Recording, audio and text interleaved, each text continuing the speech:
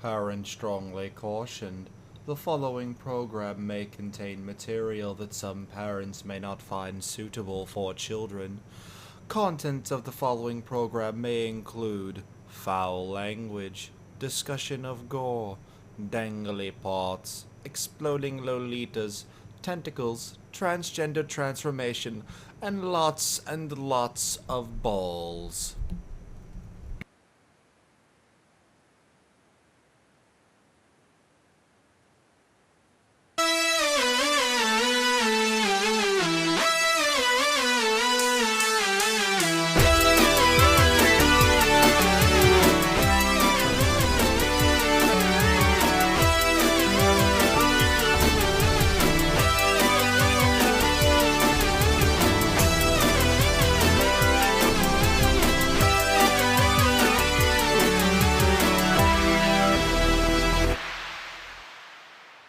And welcome, one and all, to Equinimation here on Radio is Magic Entertainment. I am your host with the most, the man with Super Saiyan swagger, the one and only Pony Vegeta. And joining me here tonight to review an anime with lots and lots of balls all in your face. First up, we have our expert on arachnid fornication, Spider Sex. I sure do love balls after watching this anime, I gotta say. And then we have our anime reviewing Sentai hero, MangaMan. Back and forth, side to side. Yeah! Oh, baby. And joining us here is a special guest, a friend of MangaMan who recommended this anime to him and therefore recommended it to us to watch. Thankfully that for all of these things and everything. Yes, welcome to our very first non-Sausage Fest episode ever. His friend, Momo. Hi. I don't have any clever innuendo to start with, so hello. Hi, Momo. Hi. It is quite all right. Momo, welcome to the show, and thank you so much for joining us tonight. Thank you. I guess this will be fun. It should be. So first up, all of our viewers, they know the three of us. They've been with us for a long time, but we don't know anything about you yet. So how long have you been watching anime? Probably since 5th grade, so very long time. So it's like 10 or 11. Awesome. So, what are some of your personal favorites that you really like? Let's see. Well, Ping-Pong now is definitely one of my tops. Pretty cure. Do I like? I do like Hard Catch Pretty Cure. That one's fun. That's pretty cure. I like a lot of kids anime too. Those ones are my favorites as well, such as MangaMan or Hamtaro and Pokemon, Digimon, things like that. And oh gosh, there's a lot. I like a lot, so it's hard to say exactly. Good taste. Yeah, I mean, you like the best pretty cure. You're okay in my book. Okay. Well, do you remember what your very first one was? Yes. Pokemon was the first one I watched, like, on purpose, I guess, is the one that I watched every day when I could, but my very, very first one was I would catch a couple episodes of Speed Racer when I was really, really little. And that was fun. I gotta say, that's very impressive, I gotta say. I didn't understand what was going on. I was like 6, but I liked it. Nobody did. Yeah. Why are they talking so fast, Mom? I still don't understand what that was fucking about. I was kind of surprised because it had plot, and I was confused by that. That it had, stories. It's about cars. Why is there story? Man, the Racer X story was pretty deep when you're 6 years old. Deepest lore. Oh, so deep. So mind-blowing. Yes, but again, thank you for joining us tonight. Since, brain, syllables, sentences, go! Oh, since you're the one that first recommended this to MangaMan, where did you first watch this series at? Where did you first watch Ping-Pong? Well, my sister actually was visiting, and she told me I really needed to watch it, and she was telling me a while before she visited, and I was just lazy and I didn't watch it. But when she came over, she loaded it up on her laptop and said, "Okay, we're watching it now." So I had to go over and watch it with her, and we basically marathoned all the episodes that were out at the time, and I really liked it. So Yeah, did this finish airing very recently? Like Yeah. a few weeks ago, right? Yeah. we she came maybe months or two ago. I don't know, but when she came up, it was only up to like episode 8, which we watched all of, and then I finished it myself because I liked it. Impressive indeed. Yeah, and then when I came over to visit, you girls were just nonstop talking about it. So after a while, I caved in and finally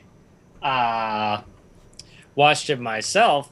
And I didn't know it at the time, but it's actually directed by one of my favorite anime directors that also directed anime such as Kemonozume and this other one I can't really remember, but he's done a bunch of key animation work, and he also did an episode of Adventure Time called Food Chain.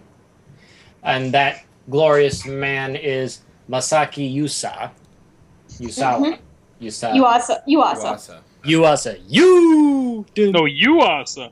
No, Yuasa. No, okay, you. Dan. You got that sexy Uasa. Oh dear. Bad puns. We should feel ashamed, but we don't. Oh. Oh dear.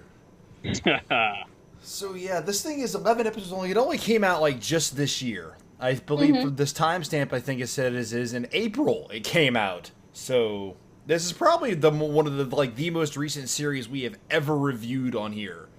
Normally we get, you guys know us, we normally review stuff that's like really old or at least a few years old by the time we get to it. Yeah. But Well, it's very unique, so this The recent thing we did besides this was like what? the only Summer Wars. Summer Wars did have a little bit of a, but like one of the things that really catches my attention here is the animation style, and I think it's pretty much going to be for anybody that watches because it's very, very different from pretty much everything right now. You will not see another anime with this kind of style that's not directed by Masaki. yeah, it's very different. It's got that the pseudo rotoscope going on. It's not rotoscope, but Well, It it kinda is pretends to rotoscoped be. in some parts. It is rotoscoped Yeah. in some parts, like the intro and the outro, whatever you want to call it, ending theme are both rotoscoped.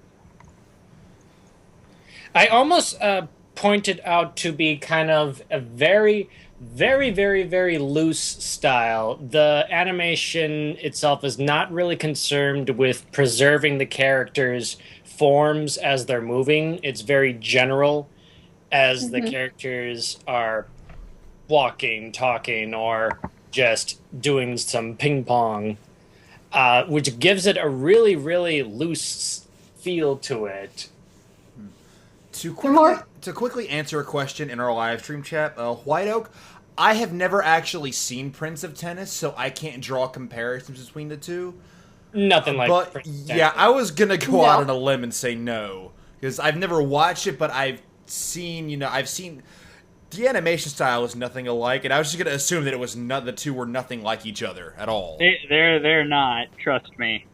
This looks like a sports anime. It is not a sports anime, in terms of what you would think sports anime are like. Yeah, that's one of the things I really do enjoy about this because when it starts, okay, it's about ping pong, you're gonna automatically assume, oh, it's this short. Okay, it's gonna be about some guy's rise to the top to become the greatest at ping pong, but it really, kind of, sort of, but not really. Yeah, it's more about the characters' struggles. And It's almost like here's a regular sports genre show plot line. Oh, I'm just a down and out school kid. Nobody really likes me. But wait, this sports club, insert sport here, has accepted me into their band of misfits. Now I get to learn about the sport that suddenly I'm getting very, very attached to and growing to love, and I want to become the best at it almost day and night. Like no one ever was. I'm sorry. Yeah. It's okay. It was appropriate, Spider. To paddle balls is my real test. To train my hands is my cause.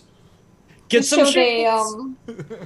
they definitely don't emphasize being the best. That is not a theme. A theme in this is you don't have to be the best. That They is are very good, needless to say. One thing I would also like to point out is this is pretty much the only anime I've seen featuring a Chinese character that isn't kind of a caricature. That kind of struck me whenever I believe it was Kenge Wong. Or no, it was like Khan or something, right? His name was Kong. Wenge Kong. I had letters reversed on the names.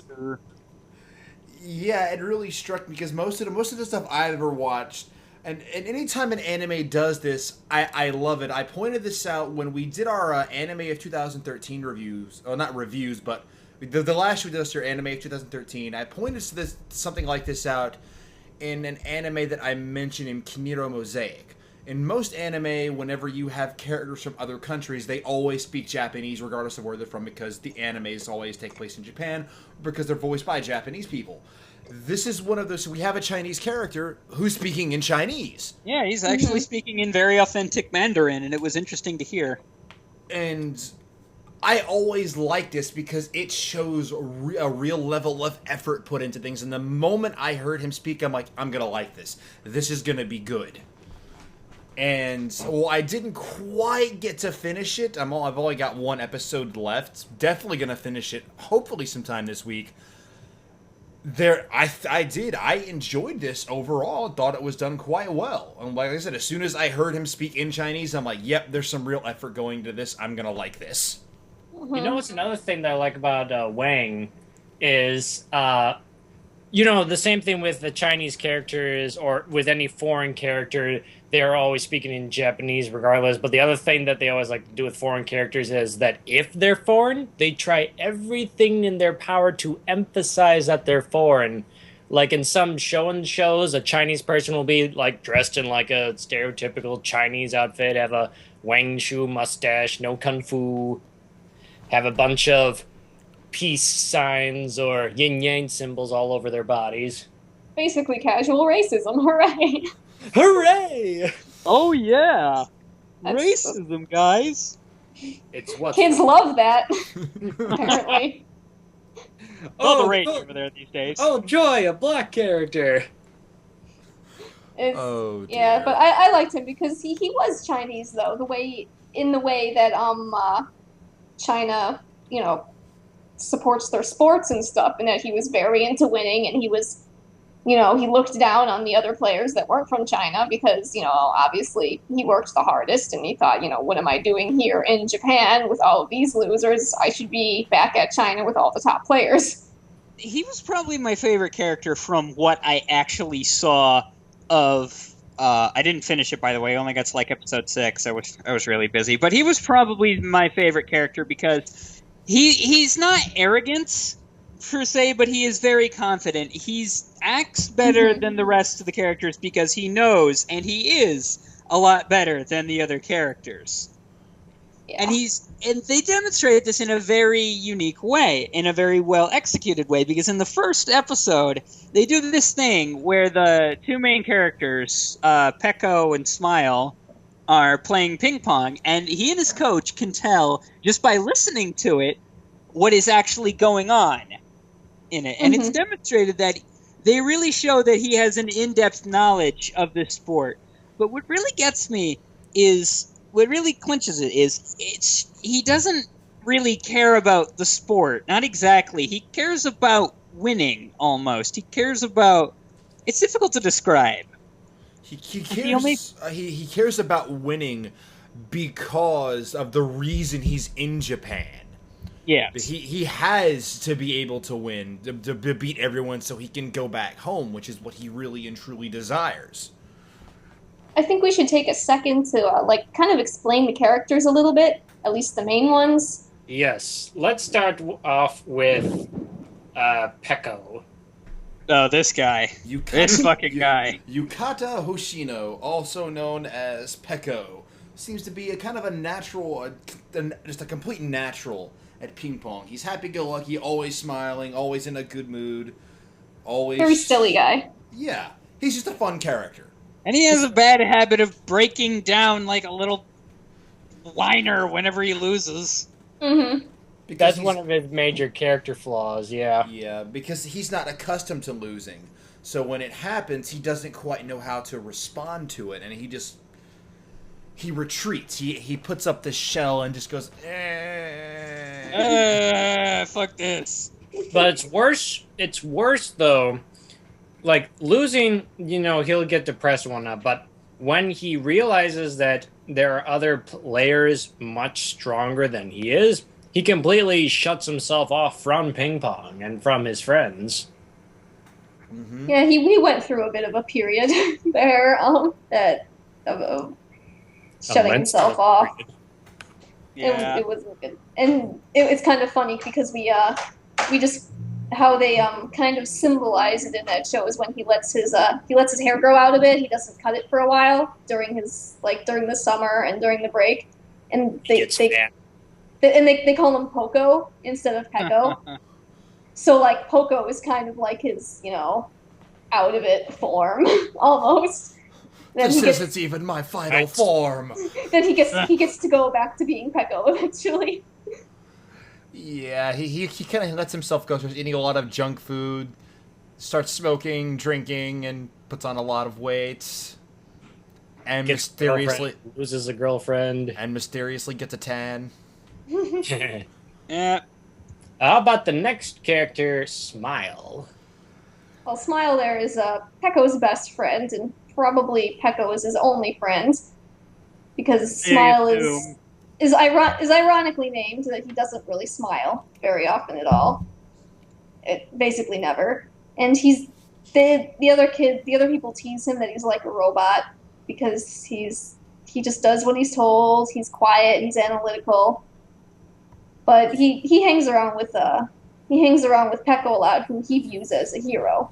For reasons I really can't fathom.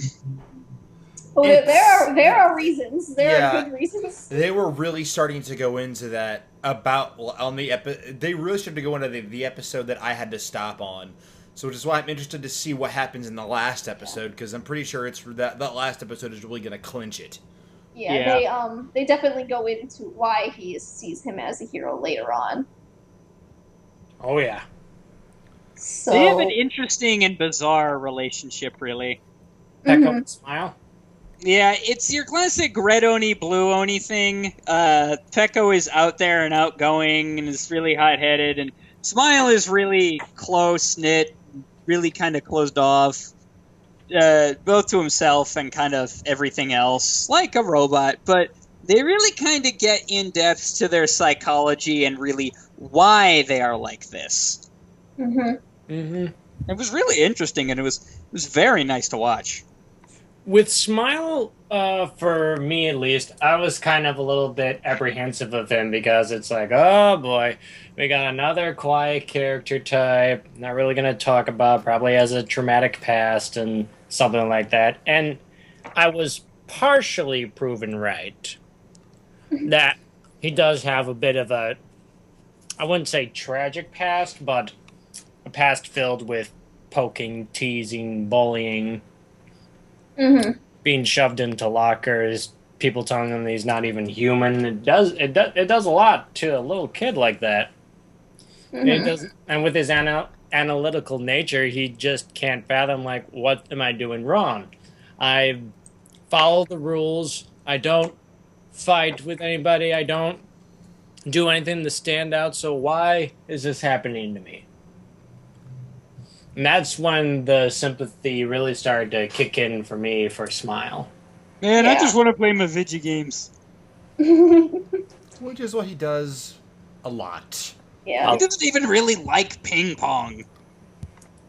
No. He's okay with it, but he doesn't really care about winning, and he even goes as far just to tell another character that he thinks is kind of creepy that you would put your whole life into a game like ping pong. It is Which is kind of the creepy, opposite. honestly. Yeah, which is the opposite of what a lot of sports anime do. So Yeah. This is true. Very, very true, and it's one of the things I really liked about this. It's... I had a thought, and then suddenly the train just stopped. Like, it didn't derail, it just stopped. Let me hook up another cart by adding in. Smile was kind of meandering a bit, like a couple people saw some potential in him for his talent at ping pong. One of them, in especially, being his waifu, Butterfly Joe. it's teaching. That was a little bit of a creepy relationship there towards the end. That was funny. Yeah, he has this coach who used to be called Butterfly Joe, as he was really good at ping pong and had a specific style. And his coach saw his potential and took him in and really coached the crap out of him, even if Smile didn't really like it. And that's kind of I'm gonna coach you whether you like it or not. Yeah, so I think that about that time, I remember when Smile had that match against his coach, and that's when Smile went into full robot mode and pulled out his full potential. Because Smile had a problem where he would let people win, because he didn't really want to hurt anyone's feelings, so he would let people win. So one of his first matches with the Chinese guy, he let him win, and the Chinese guy hated it. He hated this. That wasn't what he wanted. He wanted to fight someone at his full potential. So I think after the match with his coach is when he went on full-on robot mode, where he kind of stopped caring whether he was beating people or not. And he became really good after that. Or causing an old man to go into cardiac arrest. That was pretty hilarious, honestly. That's hardcore not caring. He literally, he doesn't even, so hardcore, he doesn't tell you he has no cares to give. He just doesn't give them. The masochist and the sadist. He's not even a sadist at this point. He's a psychopath. I think he just, because I remember at that time he was complaining how, like, people would not let him do what he wanted to do, and they kept pushing him to do stuff that he didn't really care to do, so he just stopped caring too. Yeah. He treated into his own type of shell. Mm-hmm. Whiteoak asks, how can you make a ping-pong game interesting? There isn't a shadow game, is there? There are several ways. Several magnificent animated ways. Well, yeah, the thing about it is, it's really not about the ping pong. It's really more about the characters and overcoming their flaws. And sort of, ping pong is really more of an allegory, or... Ping pong is like the setting the characters are there. They put the characters in. It's a MacGuffin, essentially. And so... Now, the animation styles they choose actually does make the games interesting to watch. They don't try to force you to know how to play ping pong. Yeah. They don't tell you every special move or secret technique that they're using. You just watch it and you just kind of know how the game goes. That's what I really liked about it, because in any type of show and anime, like regardless of sports or not, there's always that one guy that's always what I subcategorize as the commentator, whether it be an actual commentator or Piccolo for DBZ when he was demoted to the commentator, is always the commentator saying stuff like, oh, he's using the secret technique passed down from Shaolin monks. Or, oh, that's what he's doing. He's dodging so he can tire him out. Like, they tell us that stuff. But they point it out very blatantly, and then spell it out and put it on a nice little plate for you and then push it in front of you. You see, that works for manga because manga doesn't have the thing that animation has over it. Manga can't just show an action happening like that. They have to have characters explain it so that the reader can then understand what was that blur of an arm that I saw in that last panel there. Mm-hmm. Whereas with animation, the animation can be able to show you the action without having the need for commentating, but anime creators feel that they're trapped within the manga constraints, that they feel the need to have that commentation.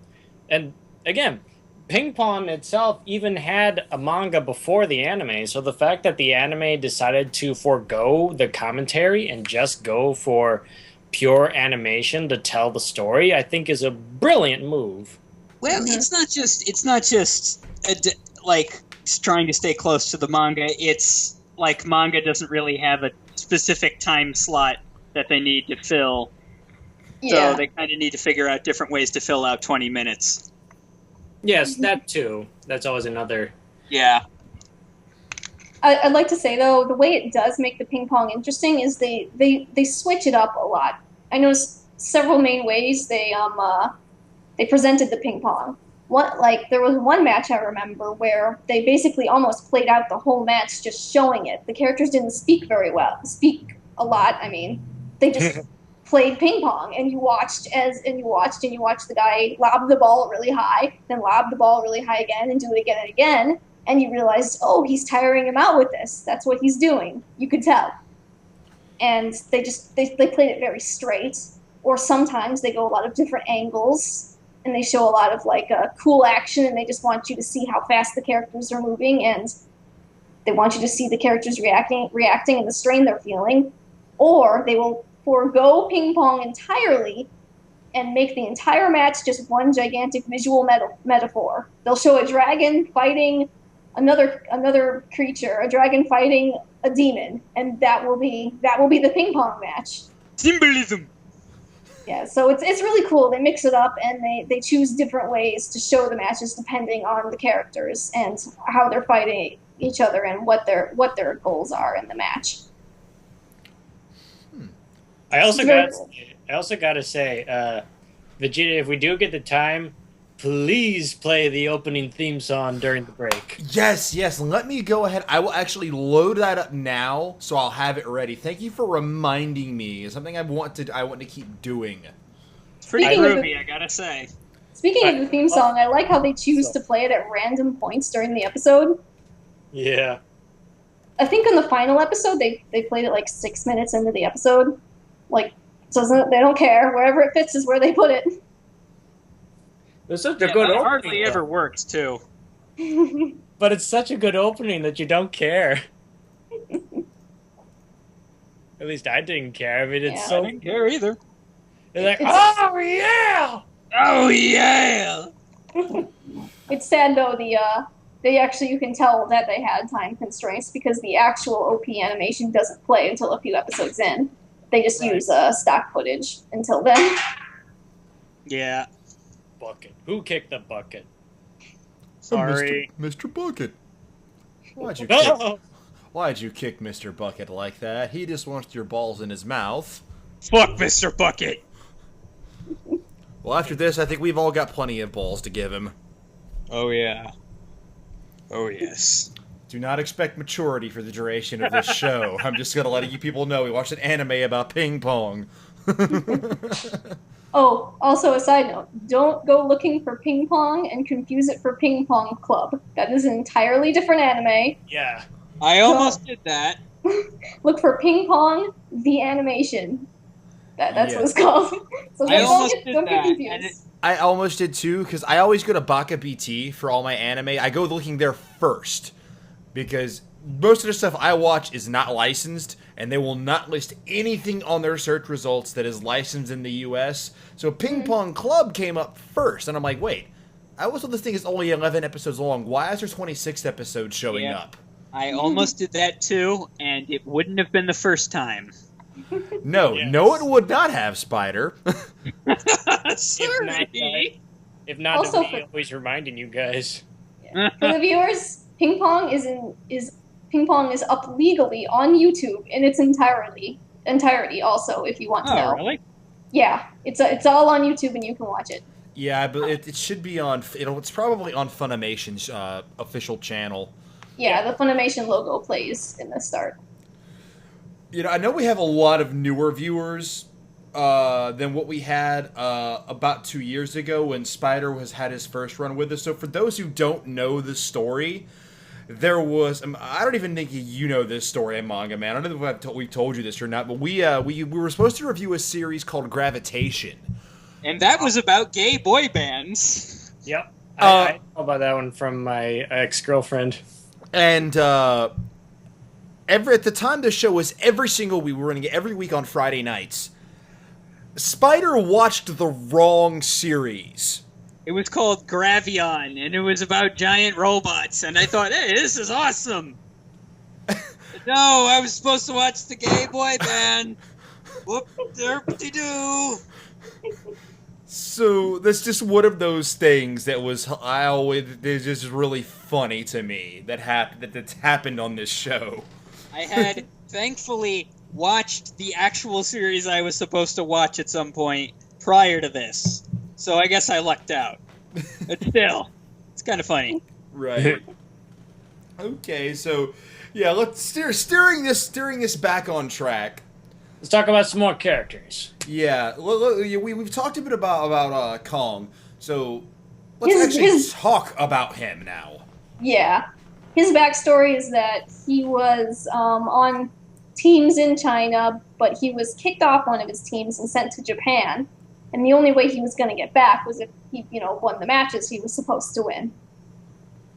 So he was not happy about being sent to a team in Japan. And they use a lot of symbolism for that, too. Every time there's an airplane in the sky, he's thinking about going back to China. That's the kind of character he is.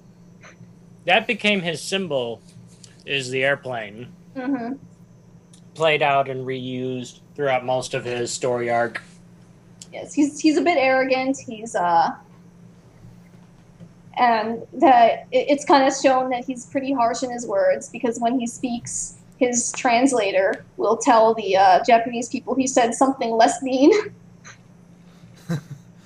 So that's always pretty funny. Yeah. What did he say?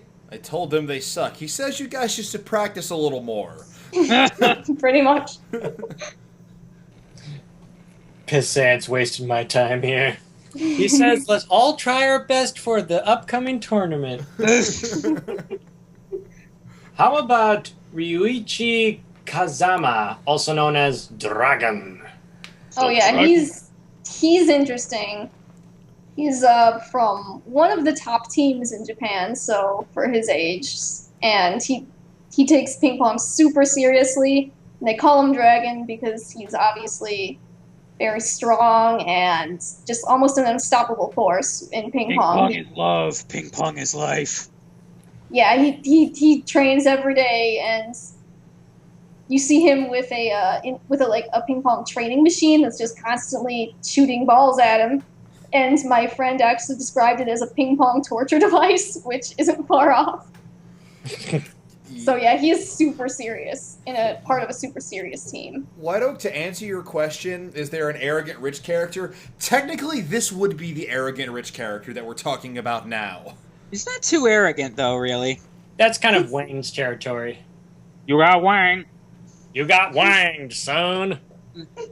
Because this particular guy, it's like his family is heavily involved in ping pong. They own like this massive ping pong company that is known worldwide. Ping pong is love. This guy gets all like the latest equipment. That like these people develop special paddles, special balls, special shoes to play ping pong. Shoes, yeah. Yeah.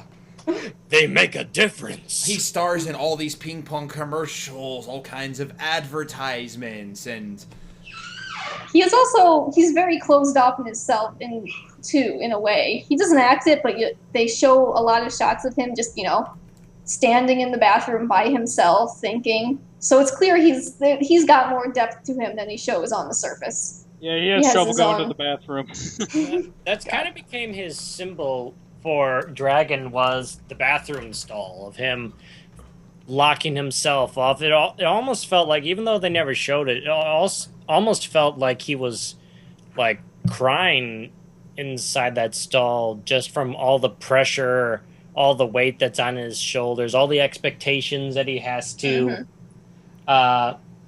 fulfill for his family, most of them being other relatives that don't really think too highly of him, the head of his team. Yeah, he's definitely the shining star of his family of ping pong, with a lot of weight on him that he has to deal with. So it's pretty interesting. He foregoes pretty much everything for Ping-Pong. Ping-Pong is love! How about the other character, Manabu Sakuma, known as Demon? Yeah, Akuma, as they call him, definitely the demon. He's the last character that's mostly really important. It's he's one of Pekko's kind of childhood friends, and he's on this really intensive team with Dragon, but he is kind of the unfortunate. He's the unfortunate character that... Yeah, he doesn't have the talent for it. Yeah. He can only go so high. He has the hard work portion of it down. He pushes himself to be as good as he possibly can, and this is actually the person that defeats Pekko, that drives Pekko into his like depressive state where he just forgets about Ping-Pong, because this is the guy who didn't have the talent. I lost to this guy. He's very cold and he's very calculating with how he plays. He plays very intelligently, but he didn't have the talent to go with that. So as therefore can only push just so far. He's also kind of a show off. He is. He's a headstrong guy. He's a fun character too. He's definitely not super serious all the time. He's hot-blooded, I guess. He's also got very, very interesting eyes. Oh, yeah. Well, it's good that he does, otherwise it's hard to tell him apart from the other bald characters. I know, it's like, okay. Get lost in those eyes for days, man. I know, okay. So, you look at him and you're like, man, they're being racist to their own people. Shame on them. Hey, this is the only place that's acceptable. It's because they're drawing like... If I want to draw a spaghetti western cowboy holding a cheeseburger with an American flag jacket, then it's okay because I'm American. If they want to draw a Japanese guy with slanted eyes, they have the right. Yeah. What if we made it worse if he had bulging buck teeth? Oh, God. No, that would have been the Chinese character. That would have been Kong. I thought they did that for both. Oh well. I think that's more of a Chinese stereotype. That, and it's also the fact that Americans mix up the Chinese and Japanese because they don't know anything about Asian culture. That guy's got slanted eyes. You know, China, Japan, all the same. Right, guys? Our look shame. China McKees. Oh dear. But yeah, so that guy's fun. He's got his own struggles going through with whether or not he should stay in Ping-Pong and, you know, all that kind of stuff. Mm-hmm. There was another. I thought there was another one of the other Kaio team players. They focused on a little bit. Sonata, I think his name was. Yeah, he wasn't super important, but he was like the second in command of the team. It was below Dragon. You just have to tell him apart from Dragon well. Usually, I just kind of paid attention to who had the thick eyebrows and who didn't. Otherwise, it was kind of difficult. I know, the two big bald guys. Which one's which? Yeah, the whole team shaved their heads, so you know that's how serious they are about sports. One's bigger. One is Kazama is slightly bigger and slightly balder. One of them has the hot cousin / sister. What was she? She's like a cousin or something, like through marriage she was just, or something like that. Yeah, she was the cousin, and everyone was like jealous that he had that hot cousin, and he's just like, whatever, I don't care. Whatever. She can come into the bathroom when I'm naked. I don't care. She does quite frequently. Yep. And then yells at him for taking baths so often. He likes to be alone. Oh, dear. I'm glad they didn't go down that route, because, like, when she came into the picture, I was like, oh, I don't want to... They rarely went into any romance at all, except, like, you know, kind of a joking thing where one character had a crush on the girl, but that was it. There was, like, no romance, which is pretty good, I thought. I'll go out with you. Butterfly Joe Heart smile. It was like a running joke in the way that he was teaching Smile. Was he kept treating Smile like a girlfriend or something, because he kept, you know, sending him messages and, oh, please come to practice this morning. Come on, Smile. And they about did the same thing for a little while when Pekko got back into Ping-Pong, and the elderly woman who ran the Ping-Pong shop started training him. Oh wow. yeah. The chain It's- smoking owner. It definitely emphasized the fact that you should have a good relationship with your coach, I guess. It was very funny though. And one thing I pointed out, I didn't realize this when I first watched it, but I was watching it today. I suddenly picked, like, without having to look it up, I knew who her voice actress was. Because I watch her in so much stuff, and I love her. I don't know why, but she's got a very distinct voice now. It's Misako Nozawa. I know who that. Yeah, I thought I Oh. heard that too. Yeah. What else? What else does she voice? She's voiced Goku for nearly 30 years. Oh. She had. Oh yeah. I guess I don't watch Japanese DBZ much, as it weirds me out. Yeah. She was also the original Astro Boy. Oh. And she has a character in One Piece. I don't watch One Piece. I don't remember which one, but I just remember someone sent me a clip, and I'm like, oh hey, that's Nozawa doing that voice. And she actually did a voice of another character in another movie, a movie we watched last October. Yeah, and Awesome. you know what else? I'm not 100% sure about this, but I picked up Digimon Cross Wars, and I'm almost certain she voices Shoutmon in that. I'm pretty sure. She voiced Dukemon for Digital Monster X Evolution. And for Digimon Tamers, she voiced Guillemon and the narrator. Oh. Good. I'm just kind of biased. She's one of my favorite voice actresses because she's in her late 70s, and everyone knows about Dragon Ball Z Kai now. Now they're redoing the dub. She's still doing those Super Saiyan screams in her late 70s. I have a lot of respect for this woman. Good. Okay, we're about halfway through the show now, so we're gonna take ourselves a music break here. And we'll come back, we'll continue talking about everything like we have been, delve into a couple more characters, and then talk a little bit more about the story. I've got 3 songs, plus the intro to Ping-Pong lined up, totaling for a little bit over 10 minutes worth of music. So, we're going to play these songs, and we will see you guys in about 10 minutes. Mute thyselves. Love you.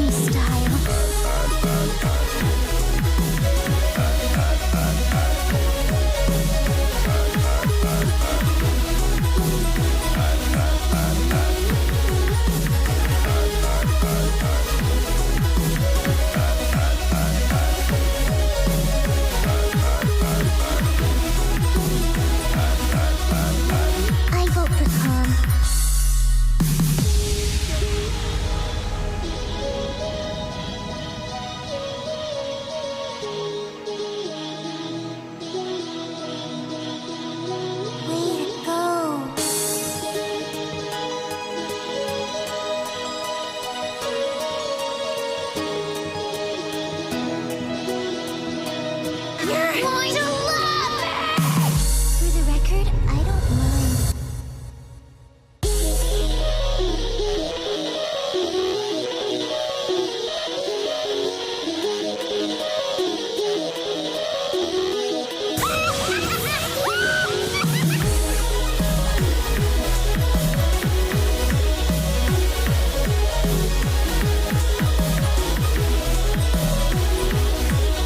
I love the new style.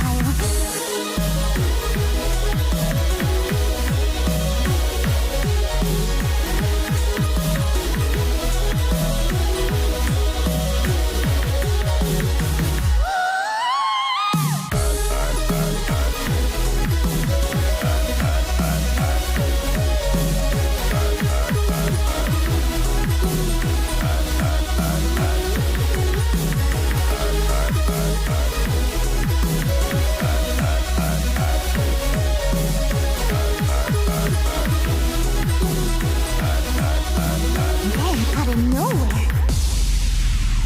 I'm sorry, I'm such a loudmouth.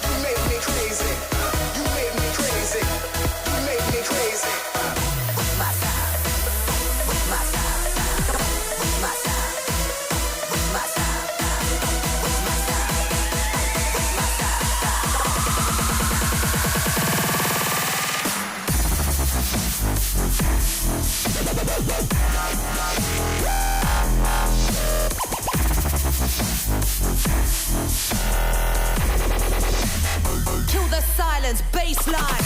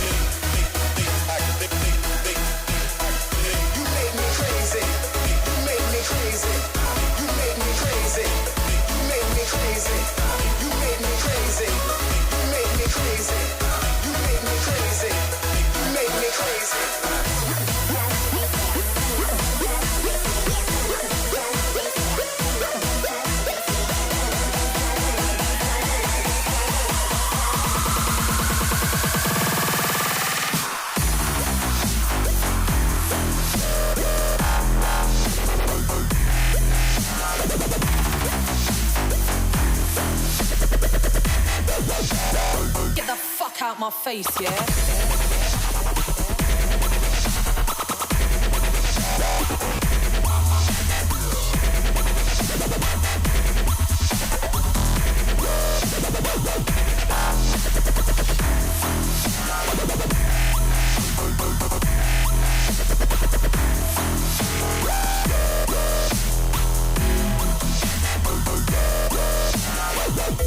Let the bass kick.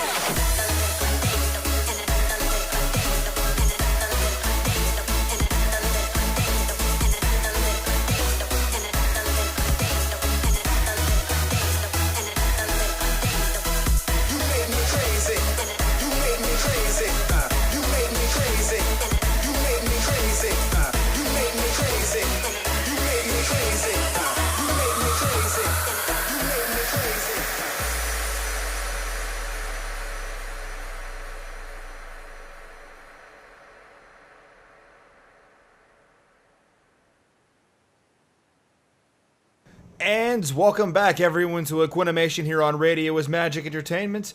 I'm your host, Pony Vegeta, and the songs you heard in order were the intro to Ping-Pong. Then we had Shade Man stage theme remix by the Living Tombstone from MangaMan 7. Avast, Tay's Robotic Buttocks by Tay the Plony Plots with... Who was that by? That name is cut off on my thing for some reason. Plots with Glaze, and we closed out with One More Cupcake by Archie. And we are now here with Spider6, MangaMan, and Momo to finish out our review of Ping-Pong. Hello. Hello. Hello. You guys do anything fun during the break? I have been doing what I have been doing since the start, which is occupying myself with Mountain Blade. I Mountain? checked. Mountain Check Blade, something. yeah. Mount Mountain and Blade. Mount and Blade. It's awesome. It's like difficult to describe, quite honestly, but it's awesome. Best RPG ever, actually. We'll take your word for it. Is it a PC RPG or what platform? PC. Okay. Is it Steam? It's on Steam, yeah. It was free a couple weeks ago. It's really good. I'll have to see if it's still free. I don't think it's still free. Everything should be free. Yeah. Capitalism. Fuck capitalism. Yeah! So when we last left our intrepid heroes, they were deciding what kind of gum they wanted to chew. Kind of. Wait, was that really it? I That remember was the Pekka was fond of gum. that was really the entire plot the entire time. Amazing. I never read into the metaphors that much. I should have seen it. Too It's deep all for you. There. It's all about gum. They should have called it Gum, the animation. But you don't actually see the plot twist coming. It wasn't gum, it was gummies. No. No. They were It's missing. impossible. Okay, I don't really know where else I can go from here without getting extremely even more stupid, so... No, believe me, your thing wasn't nearly as stupid as the plot twist to Aquarion Evil. I don't want to talk about that. Oh no, have you experienced the horror?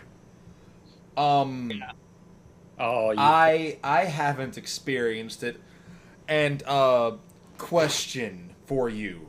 yes. Would I be just as pissed off or even more pissed off than I was when I finished Dragonaut the Resonance? Without spoiling anything? Without spoiling anything, just would I be just as pissed off or even more pissed off? I would say you would probably be, I would say, more pissed off about it. It depends on how much you care about the characters, I guess, at the beginning. If you don't really care about the characters, then you'll be about the same pissed off. Let me put it to you this way. You know how in Dragonaut the Resonance they wouldn't explain things? Yeah. Well, in Aquarion Evil, there are things that needed to be explained, but they fall it under the pretense of science fiction, and just leave it off at that. So it's like, so how does this thing work? Magic! And then that's pretty much it. I don't... saying it still doesn't make sense, even through that context. I posted up a video on YouTube of, and on Dailymotion. I reviewed a little bit of Aquarion Evil. I have it on, hey, that's my catchphrase. It's magic. Deal with it. Thank you, nothing first, chump. Yep, it's magic. That's the explanation you get. Accept it. Deal with it. Oh, man. What But was the? still won't make sense. Yeah, wonderful. So, Wonderful indeed. finishing out our review of Ping-Pong. What other characters of significance should we talk about? Because this is one of those things because it was quite enjoyable. I don't want to spoil everything, so anything else you guys want to say about it? I kind of want to play ping pong now because of it, but I know it won't be as fun or as interesting. Or is character driven. Yeah. Yeah, it's good. I really liked it a lot, and I actually cried a little bit on the last episode for a lot of reasons, but I really liked it a lot. I'd give it definitely jumped up to one of my favorite animes right away. Stoic. I guess if we're talking about, our final thoughts in it, because I can't think of any other characters that had really any significance in it. This is another great one from Masaki Yuasa. Curse you, pronunciations. Nah. Just the very concept. But it's another great one from Masaki. I was a fan of his work even before I knew it was his work. I love how he goes away from the standards that the anime industry has put forth for us. I love that he does that with all the things that he does, whether it be his animation style, going against the genre tropes, or going against character stereotypes. I love what he does.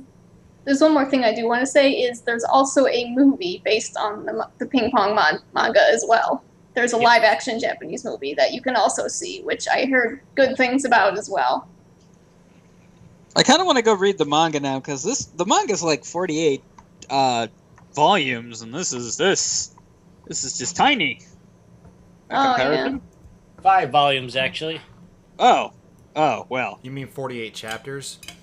That's probably what I meant, yes. I was going to say, how could they pan that out anymore? It seemed pretty tight, so... White Oak, I'm not sure what you're saying when you say like the Death Note live-action movie and then you have a question mark there. I'm not sure what you're trying to say there. Like how awful it was? I didn't think it was that bad. I didn't think it was horrible. I do think it could have been done better, though. I think we already talked for just about about this. everything. Yeah, we've actually reviewed the first movie because there's 2 of them. We've actually reviewed the first one on here before. Did we not Well, talk- the movie for Ping-Pong was made long before the anime, so it's definitely not any kind of movie meant to pander to anime fans or anything like that. It's just straight up doing the story of the Ping-Pong manga. So I imagine it's not terrible or like any kind of movie based on an anime, I guess. Yeah, it can't be that bad, right? It will be interesting to see the two, after seeing the anime, to see how different the movie version of it is.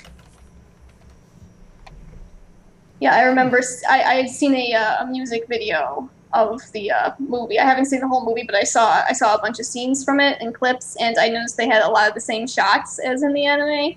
So it seems like it could be pretty cool. Maybe the anime rotoscoped some of those scenes, eh? I'd have to look that up. Maybe. I don't know. Movie comparison, go! Yeah, we could do it sometime, but for now... Oi. As far as my final thoughts is good. Go watch. It's very good. Go watch.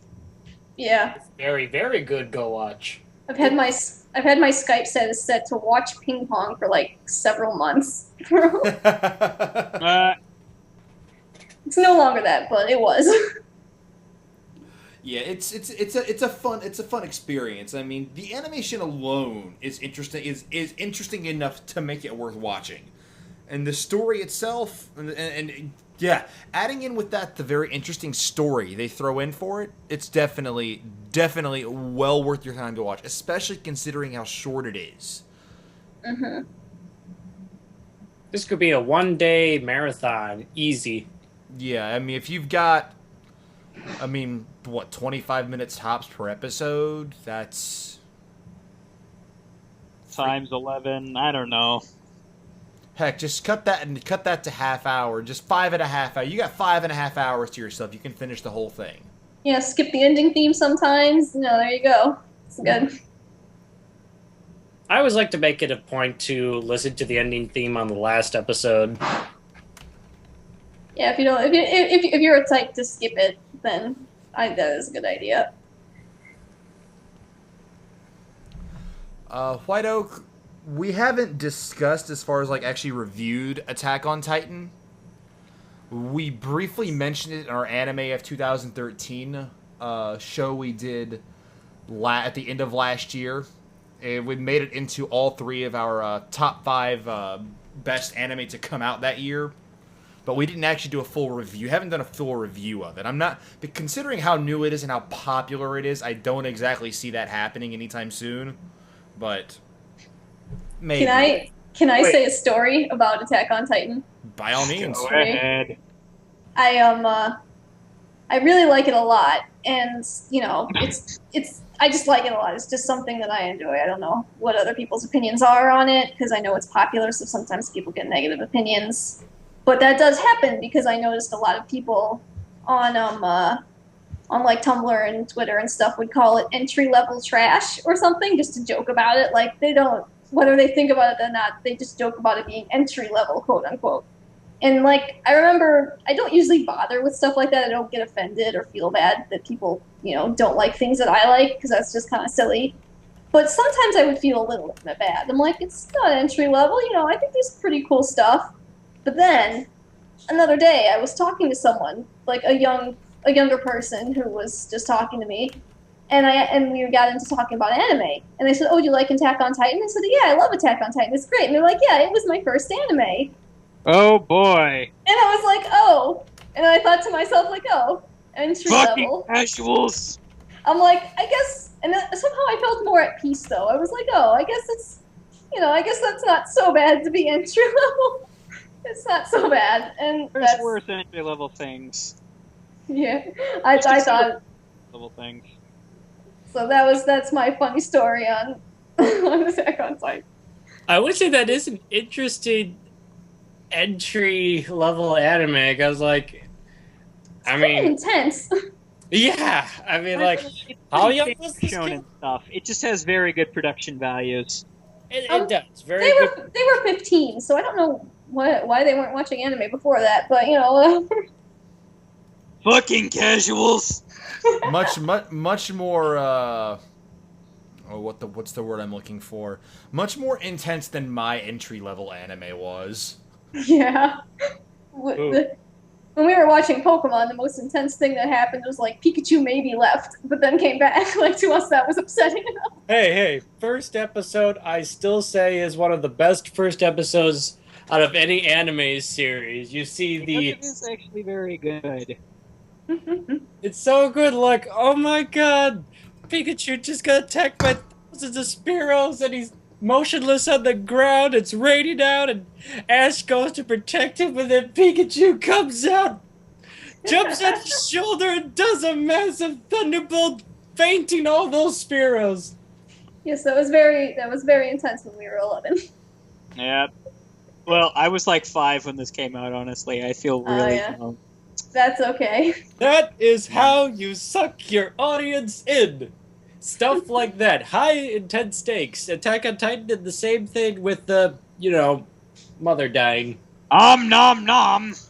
You dumb kids and your Pokemons and your Attack on Titans, you'll never know the joy of catching a single random episode of Sailor Moon R when you're like 5 years old. God damn, I know that feeling too. I know that Can I know that feeling too, Vegeta? Because I know it. Tina, please. I need validation. You need validation. You can't handle the validation. It's okay. The only reason us old people say things about our childhood is because we want to feel better, like we're not old. So. Exactly. And we feel old for knowing this stuff. So we say we're not old. The kids they obviously have it worse. Yes, It's the obviously. children who are wrong. By the way, out of curiosity, nothing personal, chump. Is that you, NPC? Well, I just got that acronym. Oh my lord. I don't get it. Nick. I don't get it. NPC is my co-reviewer on a number of my shows, and also my best friend Nick. Oh, is that Nick? Hi, That's Nick. I just got that acronym too. I was like, this nothing personal, chump is a new guy. I wasn't gonna like gush on air about it because, you know, it's a kind of unprofessional, but I'm always excited when I see new viewers and I'm like, a name I don't recognize. And there's another name I don't recognize. You're poop. Poop. In your pants? Because that might be my thing. What? Nothing. I thought yours was raw vegetables in your pants. Shh. Is that a kumquat in your pocket, or are you just excited to see me? Okay. Actually, it's really lewd. Actually, both. Okay, so yeah. Gored to see you get that joke.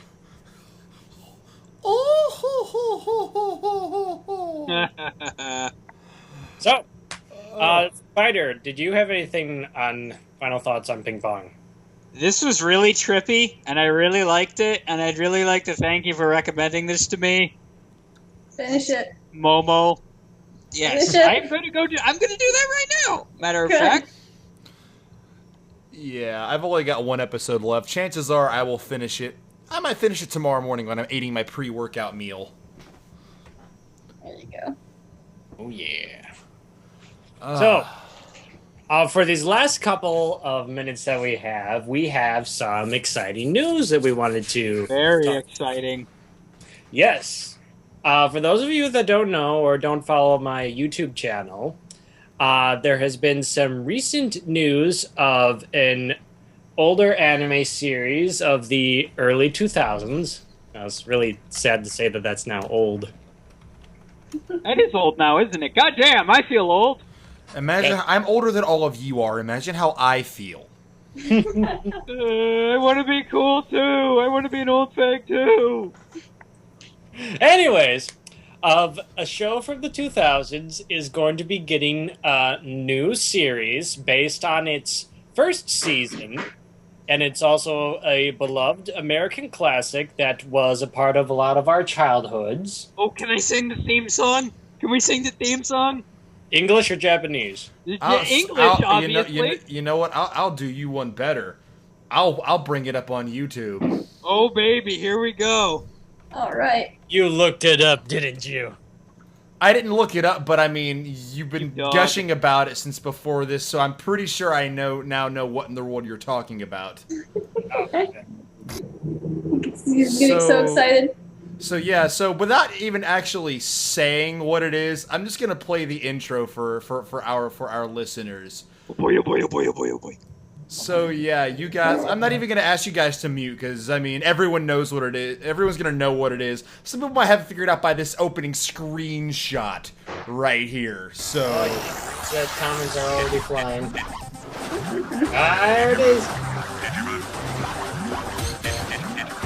Yeah.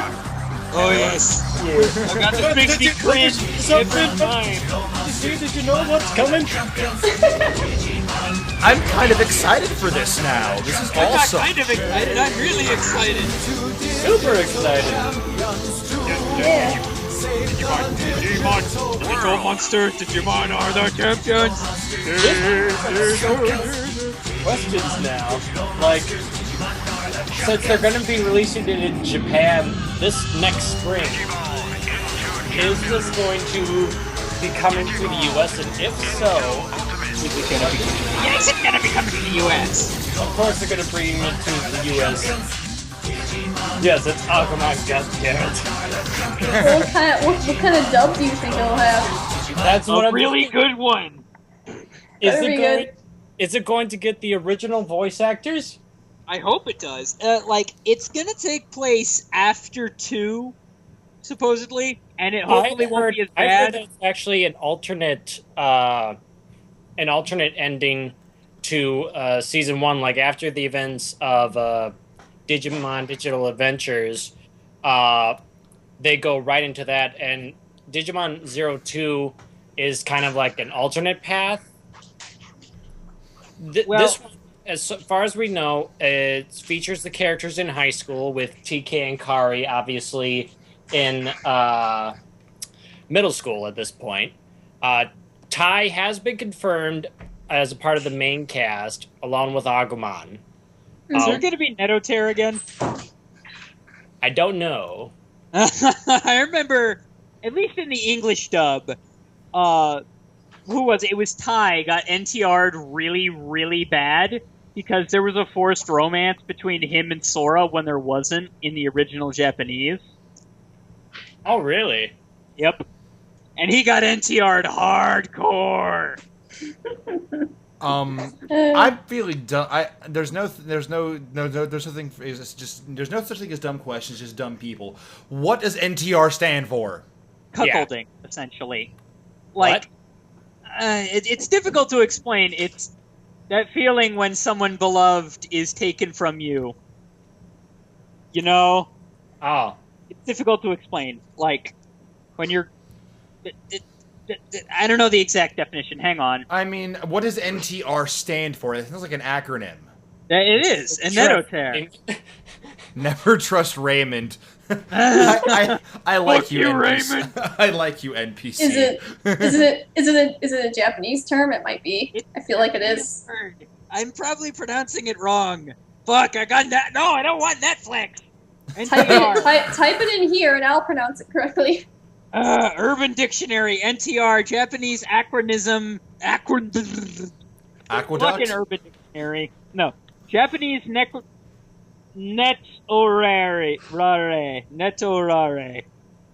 Yeah, that's about right. There we go, for netorare. Yeah, netorare. Used to define a genre of eroge hentai game, meaning cuckold. In short, the main protagonist's loved one is taken or seduced from him, and the heroine might be willing or unwilling. This is cause an emotional of deep jealousy for the reader. God damn it, Urban Dictionary. That sounds so terribly urban. Yep. From the streets. Yeah. Some people like that for some reason. Yeah. From the crazy bunch of loons, them. I ain't shaming, just saying. They did that too, though, with Ash and Misty when it was brought over to the U.S., where they kind of put a type of relationship with them when there wasn't really one. That was kind of standard practice for localization, if I'm not mistaken. Yeah. But hey, it didn't stop any shippers. They will ship until the day they die. God, please don't remind me. Just think about the fandom that this station started from. It's terrifying. Spider can attest too. It is terrifying in the Brony fandom, the levels of shipdom that exist here. I don't want to think about it, please! No! You guys are weak. Shipping's fine. I'm totally okay with it. This ship will not sink.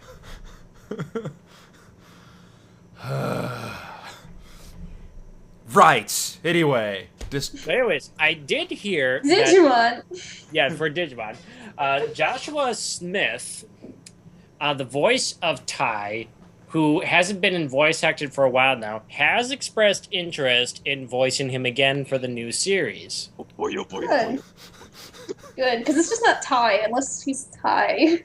I know, like when they replaced him with this other actor for that one short movie that played on Jetix a short while. Yeah, there was a lot of the later movies. They sometimes I couldn't get the voice actors, so. Yeah. Bullshit is what it was. Bullshit indeed. There was no rap song in there. Hey, Digimon. Monster friends to the boys and girls. Hey, Digimon. Champion of the digital world. Ah, yes, childhood.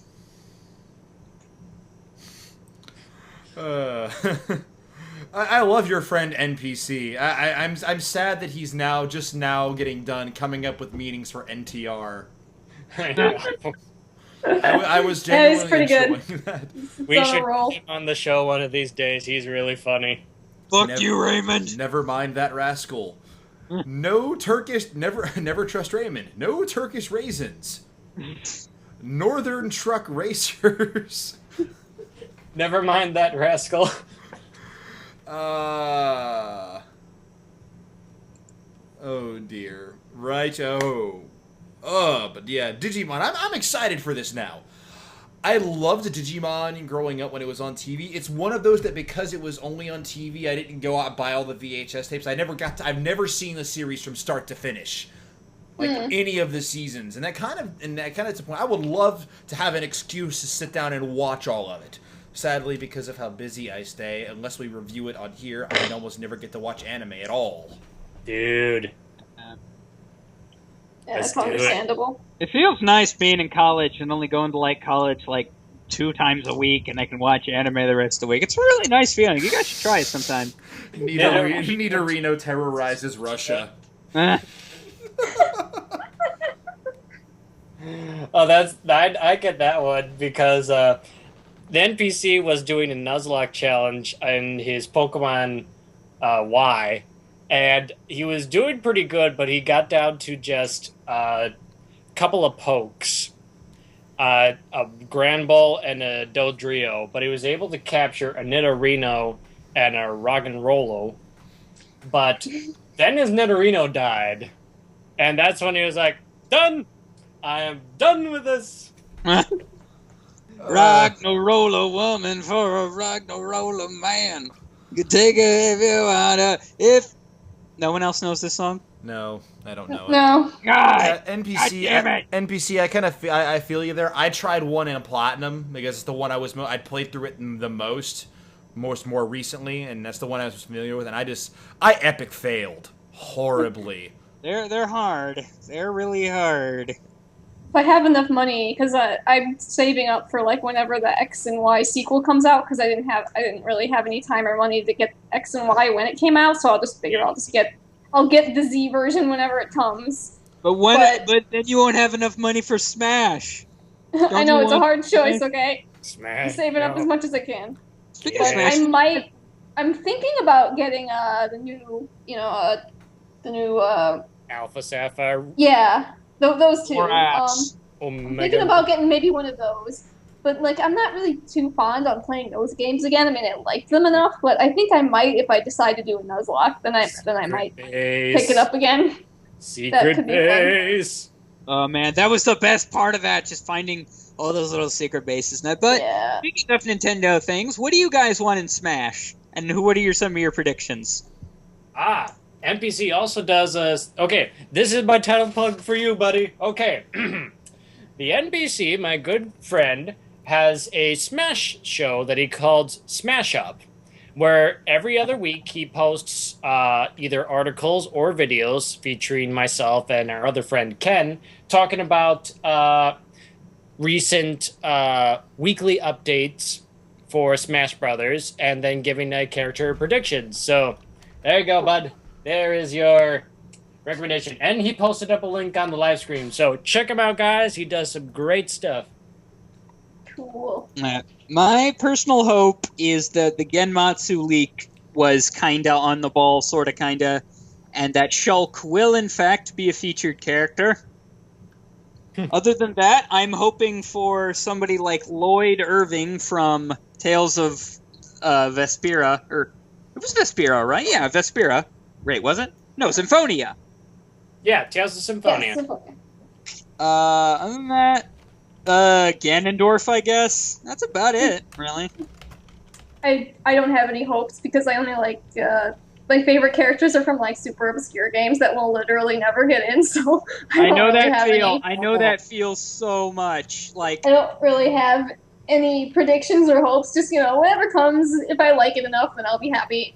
Momo, Or if there I is see one- everybody else is happy, I'll be glad ultimately, too. I'd like to see Fei Fong Wong from Xenogears, but that's never gonna happen, ever.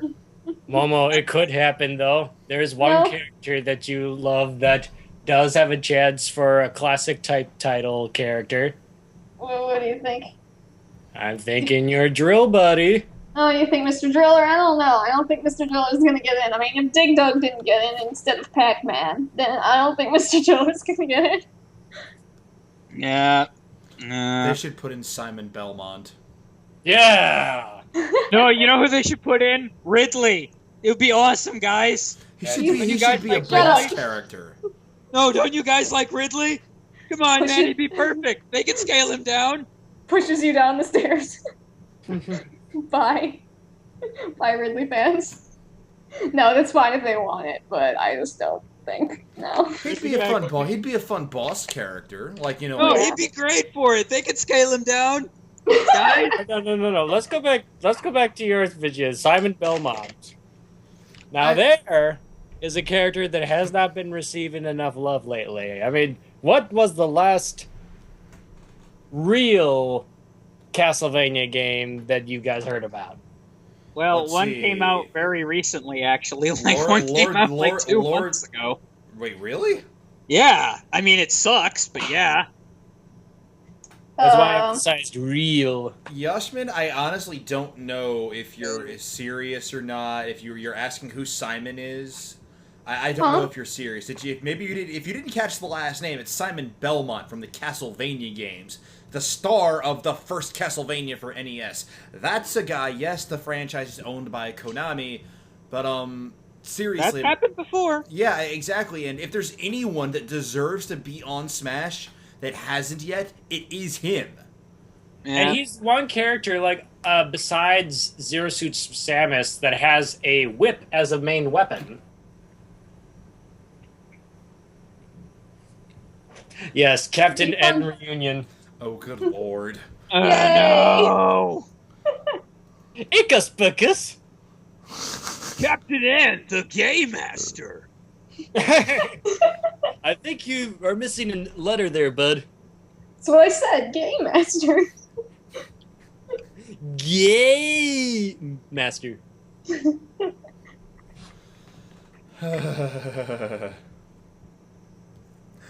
Well then,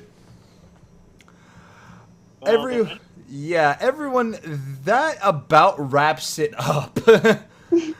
I hope you've all enjoyed our ramblings on about that. I hope you guys enjoyed our review of Ping-Pong. Momo, thank you so much for joining us tonight. Yes, thank you very Thank much. you for having me.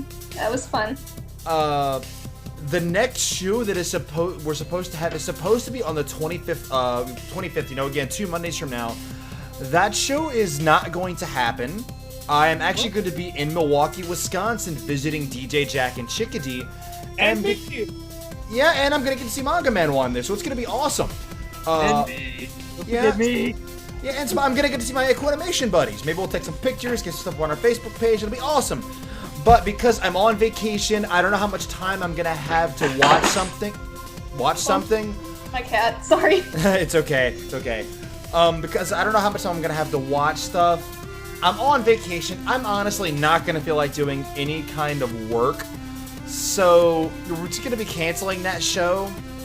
But again, we'll return in 1 month. So we'll do something big. I mean, we have a whole month. We'll do something big for you guys. But do Is it tune the in. big- Huh? Is it the big one? No, not the big one. We still got a couple more months, 2 or 3. We've still got about 3 months before that one. But the list is ready. Not yet, Spider. You still haven't turned your list in. Spider! I'm sorry. Come on, I'm working on it. It's a work in progress. I'm a busy man. There's only like 20 songs to go through, and half of them were just there for filler. All right. I'll So get to work on it, so I can get to work on the actual video for it, and then Yes, sir. we have the actual big anniversary show. But we'll do something special.